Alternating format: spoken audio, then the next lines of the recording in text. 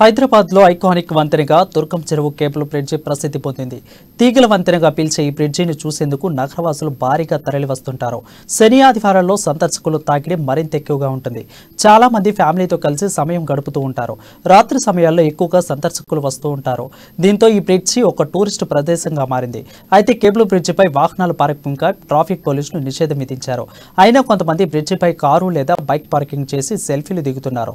దీనివల్ల రోడ్డుపై వెళ్లే వాహనదారులు ఇబ్బంది కలుగుతుంది. దీనికి సంబంధించిన మరిన్ని వివరాలు మా ప్రతినిధి కీర్తన అందిస్తారు.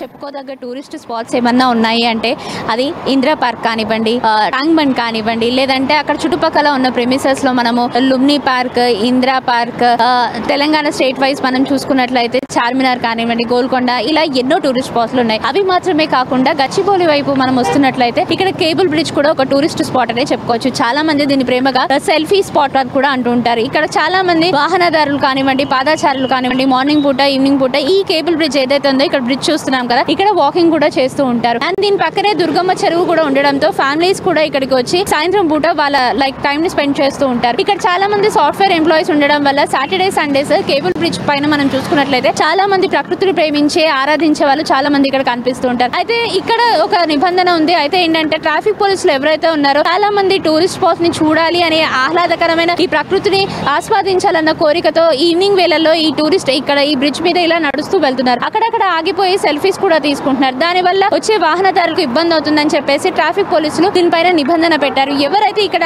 ఆగి సెల్ఫీస్ తీసుకున్నా లేకపోతే వాళ్ళ వాహనాలను ఇక్కడ పార్క్ చేసినా కూడా 200 నుంచి 2000 రూపీస్ వరకు కూడా జరిమానా విధిస్తున్నట్లు పోలీస్ అధికారులు మనకు తెలియజేశారు. అయితే దీని పక్కనే దుర్గమ్మ చెరువు ఉండడంతో బోటింగ్ కి కూడా సరదాగా వచ్చే చాలా మంది జనాలు ఇక్కడికి వచ్చి ఇక్కడ బోటింగ్స్ అవి చేస్తూ ఉంటారు. అయితే పర్టికులర్ టైంలో అంటే ఈవినింగ్ టైమ్స్ లో ఎక్కువగా రద్దీ ఉండడం వల్ల ఈ ప్లేసెస్ లో గనక అలాంటి టైంలో గనక వాహనాలు నిలిపేసిన సెల్ఫీస్ తీసుకున్నా కూడా ప్రత్యేకమైన నిఘా ఒకటి ఏర్పాటు చేశారు పోలీసులు. నైట్ టైంలో ఒక స్పై కెమెరా కూడా పెట్టడం జరిగింది. ఇక్కడ ఎవరైనా అలాంటి వాహనదారులు కానివ్వండి, పాదచారులు కానివ్వండి ఆగి సెల్ఫీస్ తీసుకున్న వాళ్ళ వాహనాలను గల ఇక్కడ నిలిపివేసినా కూడా వాళ్ళకి జరిమానా విధిస్తున్నట్లు అధికారులు చెప్పుకొచ్చారు. ఇక్కడ ఉన్న మనం చుట్టుపక్కల ప్లేసెస్ లో గనక చూసుకున్నట్లయితే అందరికీ ఆహ్లాదపరిచే విధంగా కూడా ఇక్కడ దుర్గమ్మ చెరువుతో పాటు పైన మనం స్లైడర్స్ లో చూసుకుంటే గనక చిన్న చిన్న ఐడియల్ స్టాచ్యూస్ ఉంటాయి. అవి మనిషిని పోలిన స్టాచ్యూస్ ఉంటాయి. అంటే మనిషి ఫేస్ తో పోల్చినట్టు ఉన్న కొన్ని ఐడియల్ స్టాచ్యూస్ కూడా మనం చూస్తాం. దాని పక్కనే ఉన్న కొన్ని స్టాచ్యూస్ ముగ్గురు నలుగురు ఒకటే చోట అంటే చూస్తే మనుషులే కూర్చున్నారా అక్కడ అన్నట్టు విధంగా ఉంటాయి ఆ స్టాచ్యూస్ కూడా. మొత్తం ఈ చుట్టుపక్కల ఉన్న ఎన్విరాన్మెంట్ ని చూసుకుంటే చాలా మంది కూడా ఇది ఒక మంచి టూరిస్ట్ స్పాట్ అని ఇక్కడ సెల్ఫీలు తీసుకొని తమ ఆనందాన్ని వ్యక్తం చేయాలి అనుకుంటారు. అలాంటిది ట్రాఫిక్ పోలీసులు ఇలాంటి ఒక నిబంధన పెట్టడం వల్ల